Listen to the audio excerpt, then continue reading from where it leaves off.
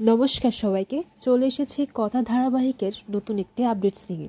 আজকের গল্পের শুরুতেই আপনারা দেখতে পাবেন প্রমিত গুহবাড়িতে গিয়ে কথার নার্সারিতে আগুন লাগিয়ে দেয়, আর তার সাথে দুজন গুন্ডাও ছিল। সমস্ত গাছগুলোর মধ্যে প্রমিত আগুন লাগিয়ে দেয়, কিন্তু এই আগুনটি গ্রাফিক্স দ্বারা দেখানো হয়েছে। এরপর এইদিকে দেখা যায় কথা আর অগ্নি কাছাকাছি, কিন্তু কথা হঠাৎ করে দেখতে পায় যে বাইরে দাও দাও করে আগুন জ্বলছে। এমন সময় কথা চিৎকার করে ওঠে যে পাচক মশাই, বাইরে আগুন। এরপর তারা যখন গিয়ে দেখা যায় যে কথার পুরো নার্সারি আগুনে দাউ দাউ করে জ্বলছে। আর এমন সময় কথা কিছুই বুঝতে পারছিল না। কথার সমস্ত চারা গাছ একেবারে পুড়ে ছাই হয়ে গেছে। কথা এরকম অবস্থায় নাজেহাল হয়ে যায়, আর তার চারা গাছগুলোকে সে বাঁচাতে না পারায় হাউমাউ করে কান্নাকাটি করছে। আর এইদিকে কথা বলে, এই গাছটাকে আমাকে বাঁচাতেই হবে। এই গাছটার অনেকটা গুণ, কিন্তু এই গাছটাও তো নষ্ট হয়ে গেছে। এখন আমি কি করব? ওরা সবাই ইচ্ছে করে এই গাছগুলোকে নষ্ট করে দিয়ে গেছে। এবার আমরা কাজটা কি করে শুরু করব? এভি বলে, তার মানে ওরা জানতো যে আমরা সুস্থ টনিকটা আমরা এখানে বানাচ্ছি। এরপর কথা কাঁদতেই লাগে, আর এভি বলে, এই গাছগুলো কি আর এখানে পাওয়া যায় না? তখন কথা বলে, না, এইগুলো পাহাড়ে পাওয়া যায়। আর জুনি বলে, এগুলো কথা অনেক দূর থেকে আনিয়েছিল। কথা সমুদ্রের তীরে যেই জুতোর ছাপটা দেখতে পেয়েছিল, সেই জুতোর ছাপটা সেই বাগানে আবারও দেখতে পায়। তখন কথা এটাই ভাবতে লাগে যে এটা কি তাহলে শুধুমাত্র কৌতূহল, নাকি অন্য কিছু আমি যা ভাবছি। তারপর পরের দিন সকালে দেখা যায় কথার জানাশোনা একজন লোক আছে, সেখান থেকেই গাছপালাগুলো আনাবে।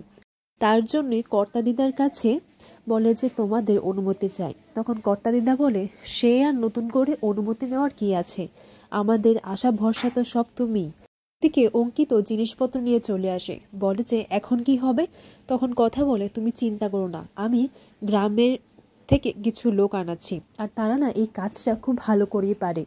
এরপর এদিকে দেখা যায় কর্তাদিদা মানত করেছিল যে জগৎব্রহ্মপুরে ভোলানাথের মন্দিরে ওনাকে একটা স্বর্ণের আর হিরে জড়িয়ে ওনাকে একটা সাপ প্রদান করবেন।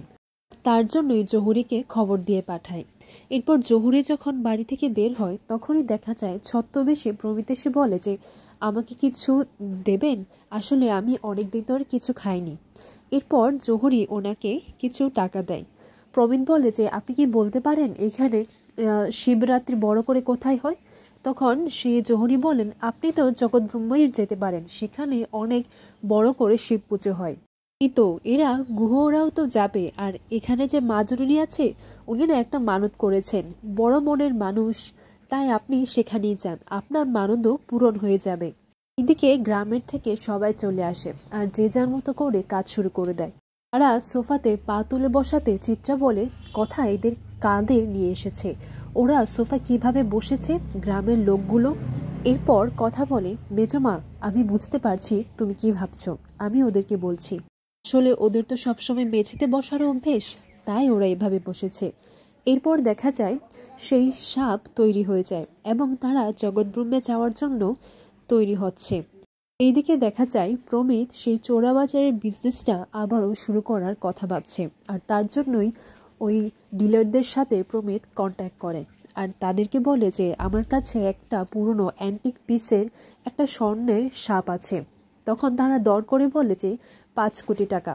এরপর দেখা যায় সবাই জগৎব্রহ্মপুরের ভোলানাথের আশ্রমে চলে যায়, এবং সেখানে গিয়ে এইভি কথাকে বলে, অনেকটা তো হাওয়া বইছে, আঁচলটা তুই জড়িয়ে নে। তখন কথা বলে, আপনিও তো একটা ভারী কিছু একটা পরে আসলেই পারতেন। তখন এভি বলে, আমি তো এটা জ্যাকেট তো পরিয়েছি। তখন কথা বলে, দাঁড়ান, আপনাকে না একটা মাফলার দেখলে আমি গলায় জড়িয়ে দেব। তখন এভি বলে, ওই শিবের মাথায় তুই সাপটা পেঁচাতে এসেছিস, সেটাই পেঁচা, আমার গলায় আর তোকে মাফলার পেঁচাতে হবে না।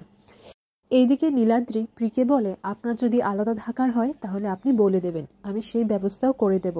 এরপর দেখা যায় কথা আর এভি ভোলানাথের কাছে সেই সাপ প্রদান করতে একসাথে যায়। আগামী পর্বে দেখা যায় যে প্রমিত আবারও সাধুর ভেসে এসে বলে, তোমাকে ভয় পেলে চলবে না, বাবা আর দার এই বিজনেসটা আবারও শুরু করতে হবে, তুমি পারবে, you R a good boy প্রমিত শর্মা। আর এই কথা পেছন থেকে শুনে নেয়। অমিত ডিলারদের সঙ্গে যখন ফোনে কথা বলছিল সেই কথাগুলো শুনে ফেলে। এরপর কথা বলে, তার মানে আমার সন্দেহটাই ঠিক ছিল।